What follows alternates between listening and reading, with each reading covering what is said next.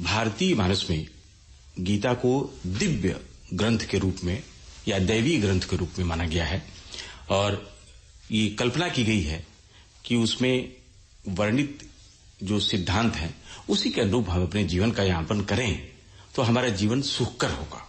गीता में वर्णित भक्ति योग का स्वरूप क्या है, किस रूप में इसे जान सकते हैं, इस पर आज जानकारी देने के लिए हमने अपने स्टूडियो में आमंत्रित किया है श्री दुर्गेश कुमार सिंह जी को, जो कि देवशेखर विष्णुदास के नाम से भी हम इनको जानते हैं। आप हमें ये बताएं कि गीता में कितने प्रकार के योगों के वर्णन है, क्योंकि कई प्रकार के योगों की चर्चा हम अक्सर अपने विद्वानों से सुनते आ रहे हैं। ऑल इंडिया रेडियो के सभी श्रोताओं को मेरा हार्दिक अभिनंदन। भगवद गीता जैसा कि हम सभी जानते हैं बहुत ही प्राचीन ग्रंथ है जी, और आज से 5000 वर्ष पूर्व भगवद गीता का ज्ञान अर्जुन को परम पुरुषोत्तम भगवान श्री कृष्ण ने कुरुक्षेत्र के युद्ध स्थल में दिया था जी। जैसा कि आप सभी को पता है, ये जो 700 श्लोक हैं भगवद गीता के मनुष्य जीवन का सार है। जैसे कोई टीवी आप खरीदते हैं तो उसके साथ एक मैनुअल मिलता है आपको, जिसमें ये बताया जाता है कि किस तरह से ये टीवी संचालित होगी। बिल्कुल बिल्कुल उसी तरह से मनुष्य जीवन किस तरह से संचालित हो, इसका ज्ञान भगवद गीता में दिया गया। अगर आप देखें तो मूलभूत रूप से इन 700 श्लोकों में भगवान ने 3 प्रकार के योगों का वर्णन किया है। 18 जो अध्याय हैं उसमें 6 अध्याय को अगर विभक्त किया जाए तो पहले जो 6 अध्याय हैं वो कर्मयोग के बारे में चर्चा करते हैं। आखिर के जो 6 अध्याय हैं वो ज्ञान योग के बारे में चर्चा करते हैं और जो बीच के 6 अध्याय हैं वो भक्ति योग के बारे में चर्चा करते हैं। अगर एक बक्सा ले लें जिसके अंदर मोती रखे हों तो ऊपर का जो पार्ट है वो है कर्मयोग, बीच का जो पार्ट है जो मोती है वो भक्ति योग है और अंत में जो है वो ज्ञान योग है। आज हम लोग चर्चा करेंगे भक्ति योग के संबंध में। इसका स्वरूप क्या है गीता में? जैसे कि अगर भगवद गीता को आप देखें तो मूलभूत रूप से भगवद गीता की शुरुआत से अंत तक भगवान ने भक्ति के बारे में ही जोर दिया है। जैसे अगर आप देखें तो भगवान कहते हैं हर जगह भक्ति के बारे में, पत्रम पुष्पम फलम तोयम यो में भक्त्या प्रक्षति। बिल्कुल। फिर कहते हैं मन मना भव मद भक्तो मध्याजीवन नमस्कुरु। तो भक्ति जो है वो भगवद गीता का मूलभूत आधार है। और अगर मनुष्य जीवन के उद्देश्य को देखें तो मनुष्य जीवन का उद्देश्य ही भगवत प्राप्ति है। कलयुग के परिप्रेक्ष्य में देखा जाए तो हर युग में भगवत प्राप्ति करने के अलग अलग तरीके हैं, जैसे बताए गए हैं। बिल्कुल सही बात। श्रीमद् भागवतम में वर्णन है कृते अध्यायतो विष्णु त्रेता यज्ञतो मुखे द्वापरे परिचार्यम कलो तद्धरि कीर्तनात्। सतयुग में भगवत प्राप्ति करने की जो प्रक्रिया थी वो थी ध्यान करना, परिचार्यम यानी आरती और पूजा के द्वारा, सेवा के द्वारा। और कलयुग में जो है हरि कीर्तन। तो ये भक्ति कैसे करें? ये हरि कीर्तन के द्वारा, जो कि कलयुग का युग धर्म है। यदि इस योग का पालन करना हो हमें तो उसके लिए क्या क्या नियम हो सकते? आपने 3 तरह की चीजें बता दी, ज्ञान योग, भक्ति योग, कर्म योग। तो पहले कर्म योग, फिर भक्ति योग और फिर ज्ञान योग है। तो अगर हमको भक्ति योग का पालन करना हो, भक्तिमय होना हो, तो किस तरह से हमारा जीवन दर्शन होना चाहिए, किस तरह से जीवन यापन होना चाहिए, कैसे भक्ति का वो स्वरूप हमारे अंदर आएगा? बहुत बढ़िया प्रश्न है आपका। तो जैसे कि हम देखते हैं कोई भी कार्य करने से पहले उसके कुछ नियम कानून होते हैं। जैसे योग, अगर योग को देखा जाए तो योग की शुरुआत होती है यम नियम और फिर समाधि के स्तर पर जाती है। तो उसी तरह से भक्ति योग करने के लिए भी आपको अनुशासन की आवश्यकता है। तो कई बार लोगों की ये अवधारणा होती है कि भक्ति मतलब जैसा मन कहे वैसा, ऐसा नहीं हो। कोई एक नियम जरूर है उसके साथ। जी। तो जो 4 नियम जो शास्त्रों में बताए गए हैं, जो कि धर्म के 4 स्तंभ है, वो है कि हमें किसी प्रकार का मांस भक्षण नहीं करना है, यानी जीव दया, इसमें अंडा भी शामिल है। फिर किसी प्रकार का व्यसन नहीं करना है, चाय, दारू, शराब, किसी भी प्रकार का व्यसन नहीं करना है। फिर किसी प्रकार का अवैध संग, स्त्री पुरुष संग नहीं करना है। विवाह के अंतर्गत अगर जो संबंध है, जो शास्त्रीय विधान है उसी के अनुसार रहना। जी बिल्कुल। और चौथा है जुआ इत्यादि नहीं खेलना है।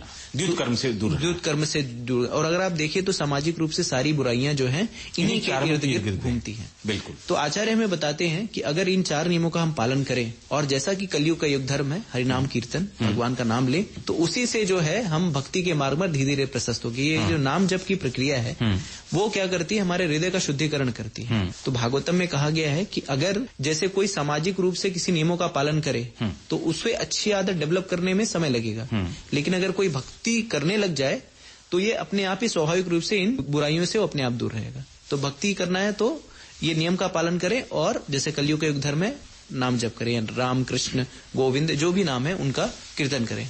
अच्छा देवशेखर जी, जो कीर्तन है, कीर्तन का स्वरूप क्या होना चाहिए? जैसे अब पहले तो देखा गया था कि कीर्तन जो है समूह में ही संभव है, बहुत सारे लोग मिलकर के नाम जप करते हैं या उनके जो भी इष्ट हैं उनके लिए जो कुछ भी लिखा गया है उसका गायन करके कीर्तन करते हैं। आपकी दृष्टि में क्या है, कैसे करना चाहिए? जी, कीर्तन जो शब्द होता है जिसमें सामूहिक रूप से संकीर्तन कहा गया, संकीर्तन यानी संग में बैठ करके करें। लेकिन आजकल के सामाजिक अवधारणा में, आजकल के सामाजिक परिवेश में संकीर्तन करना मुश्किल हो गया क्योंकि लोगों के पास समय नहीं है। इसलिए संकीर्तन का एक अर्थ ये होता है कि स्वतः बैठ करके भी नाम जप कर सकते हैं। जैसे प्राय भक्त जो है हरे कृष्ण कृष्ण कृष्ण हरे हरे, हरे राम राम राम हरे हरे, जैसे इसी तरह से आप जो है नाम जप कर सकते हैं। और ये नाम जप करने से क्या होगा कि आप जो है अपने इष्ट से कनेक्ट होंगे। छोटा सा उदाहरण देता हूँ कि किस तरह से कीर्तन करना क्यों आवश्यक है। जैसे कि मान लिया आप चल रहे हैं और जाते समय एक गड्ढा आया, गड्ढे में गिर गए आप। गड्ढा मान लीजिए 10-15 फीट का है। तो अगर आपको बाहर निकलना है तो आप कैसे निकलेंगे? आप ऐसे जाके बैठ जाएंगे तो किसी को पता ही नहीं चलेगा कि आप गड्ढे में गिरे। बिल्कुल सही बात जी। तो आपको गड्ढे से बाहर निकलना है तो आवाज निकालनी पड़ेगी, प्रयत्न करना होगा, हाथ आपको ऊपर बुलाना होगा कि बचाओ बचाओ बचाओ। उसी तरह से भक्ति योग की जो धारणा इस तरह से कि हम जो बद्ध जीव हैं इस जगत में फंस गए हैं और हम इनसे बाहर निकलना है। तो ये कीर्तन जो है उस करुण पुकार की ओर इंगित करता है कि इस कुरीतियों के, इस कलह के युग से मुझे बाहर निकलना है, जिससे मैं इस परेशानियों से बाहर आ पाऊं। यानी कि लौकिक जीवन से जी आध्यात्मिक जीवन और फिर मोक्ष की तरफ बढ़ने का जो साधन है, बिल्कुल वो है संकीर्तन। ये कलयुग की धारणा है। जी बिल्कुल। जैसे विभिन्न युगों में अलग अलग थी। गीता के अन्य संदेशों के बारे में कुछ बताना चाहेंगे? जैसे कहते हैं नहीं कि समंदर है, इसको जितना भी हम इसको चर्निंग करेंगे या इसको जितना भी मथेंगे उतने ही मोती निकलेंगे। लेकिन गीता मूलभूत रूप से जो सार संदेश है वो भगवद गीता के 18वें अध्याय के 66 श्लोक में भगवान कृष्ण ने बताया है। भगवान ने कहा है सर्वधर्मान परित्यज्य माम एकम शरणम व्रज अहम तम सर्व पापेभ्यो मोक्षयिष्यामि मा शुचः। तो भगवान कहते हैं कि मेरी शरण में आ जाओ और मैं क्या करूंगा, तुम्हारे सारे पापों को मिटा दूंगा और तुम्हें मोक्ष भी दे दूंगा। लेकिन हमें समझने की आवश्यकता यह है कि जब भगवान कहते हैं शरण में आ जाओ, इसका अर्थ ये नहीं कि हमें सब कुछ छोड़ करके छोड़ो घर द्वार चलो हरिद्वार। तो सब कुछ छोड़ के हरिद्वार नहीं जाना है।